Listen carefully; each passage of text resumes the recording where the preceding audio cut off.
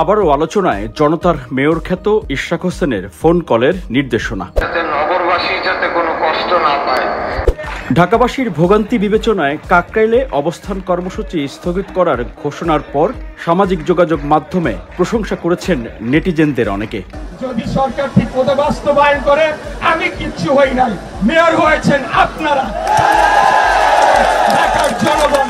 আর এবার ইশরাক হোসেন ঢাকাবাসীর জন্য যে ঘোষণা দিয়েছেন তা রীতিমতো নজিরবিহীন। মেয়রের দায়িত্ব বুঝিয়ে দেয়নি সরকার, তাতে কি হয়েছে? জনগণের সেবা করার জন্য নতুন ঘোষণা দিয়ে আলোচনায় জনতার মেয়র ইশরাক হোসেন। আমি কিচ্ছু হই নাই, মেয়র হয়েছেন আপনারা। আদালতের রায় ও নির্বাচন কমিশনের প্রজ্ঞাপন জারির পরও ইশরাক হোসেনকে মেয়র হিসেবে দায়িত্ব বুঝিয়ে দেওয়া হচ্ছে না। ইশরাক হোসেনকে ঠেকাতে হাইকোর্টে রিট পর্যন্ত করানো হয়েছিল। উচ্চ আদালত থেকে ইশরাক হোসেনের পক্ষেই আদেশ এসেছে। এত কিছুর পরও ইশরাক হোসেনকে মেয়রের দায়িত্ব বুঝিয়ে দিচ্ছে না স্থানীয় সরকার মন্ত্রণালয়, যা বাংলাদেশের বাস্তবতায় নজিরবিহীন ঘটনা হিসেবে উল্লেখ করেন রাজনৈতিক ও সংবিধান বিশ্লেষকরা।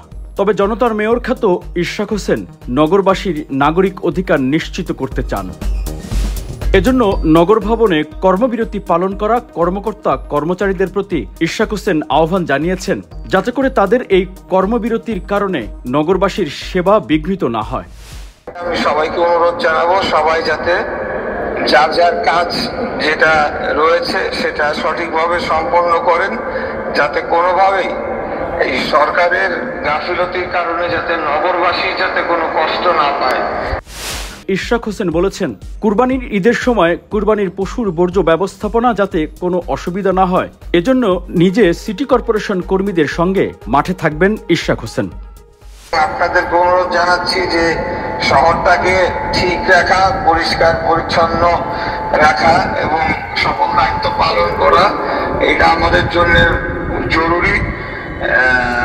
সেই অনুযায়ী আপনারা কাজ করবেন। আর আমরা আশা রাখি যে খুব দ্রুততম সময় আমাদের যে ধরনের আপনারা আন্দোলন সংগ্রাম করেছেন সেটার একটা ফলাফল আমরা অবশ্যই পাবো ইনশাআল্লাহ।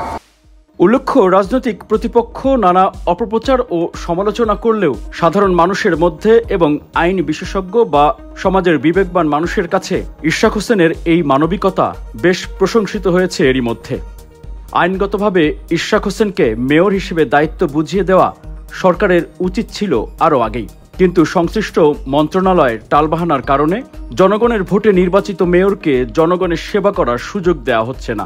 এতে করে সম্প্রতি ঢাকাবাসীর ব্যানারে ঢাকা দক্ষিণ সিটি কর্পোরেশনের বাসিন্দারা প্রথমে নগর ভবনের সামনে আন্দোলন শুরু করেছিল।